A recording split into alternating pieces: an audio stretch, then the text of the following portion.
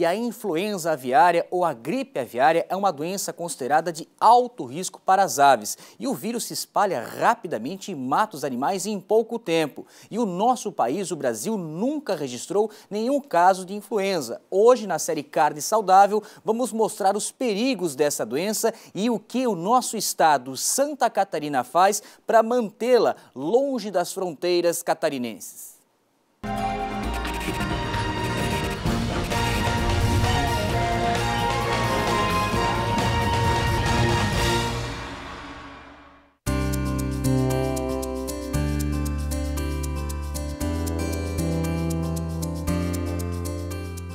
Quando esfria muito no hemisfério norte, elas deixam a região em busca de lugares mais quentes. Milhares de aves das mais diversas espécies escolhem o Brasil como destino e aqui vão parando para se alimentar e descansar. Esses pontos de parada são chamados sítios migratórios. Existem 20 em todo o país. 2 deles ficam em Santa Catarina, um na foz do rio Araranguá, no sul do estado, e outro na foz do rio Tijucas, em Tijucas. Essas aves, que parecem inofensivas, podem significar perigo. É uma das portas de entrada do vírus da influenza aviária. Elas podem estar carregando um vírus, alguma doença que não exista na região, para dentro dessas espécies. Todas as propriedades que têm algum tipo de ave, que ficam num raio de 10 quilômetros a partir dos sítios, são monitoradas pela SIDASC. Médicos veterinários visitam cada um desses locais para fazer um trabalho preventivo e evitar que o vírus da influenza aviária entre no estado. Hoje foi dia de visitar o Vanderlei, que é empresário e tem ao lado da empresa este pequeno lago onde ele colocou alguns animais. Nós temos ganso, 3 unidades de ganso e patos, né? O objetivo aqui é mais humanizar um pouco esse espaço aqui, que estava um pouco, que não tinha animais, né? Trazer um pouquinho uns animais aqui só para humanizar um pouco o espaço, né? Numa criação comercial, né? Mesmo não sendo um produtor comercial, não importa. Basta ter uma única ave no quintal e morar perto de um sítio migratório para fazer parte do cadastro da SIDASC e ser monitorado. O primeiro passo é a conscientização sobre a importância de ficar atento aos animais. Se avalia principalmente a questão dos anseriformes, que são os patos, os marrecos, os gansos. Uhum. O porquê? Porque eles têm mais suscetibilidade em relação às outras aves. Porque o que acontece? Elas têm mais contato com a água, então o risco de contato com essas aves silvestres é maior. Depois das instruções, hora de colocar a mão na massa. Os médicos veterinários pegam um dos animais para análise e coleta de material biológico.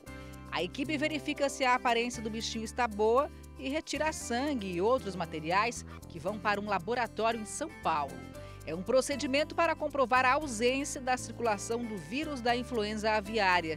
O produtor também deve fazer a parte dele e monitorar os animais no dia a dia. O produtor, ele é a pessoa que tem maior contato com as aves, então é ele que vai identificar os primeiros sinais de algum problema sanitário.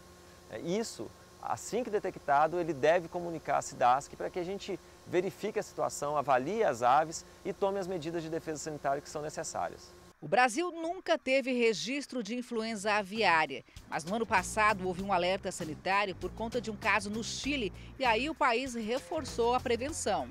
A entrada do vírus no país seria um desastre. Além das questões da enfermidade nas aves, né, ela causa um grande impacto econômico, porque essas aves elas têm que ser sacrificadas e destruídas.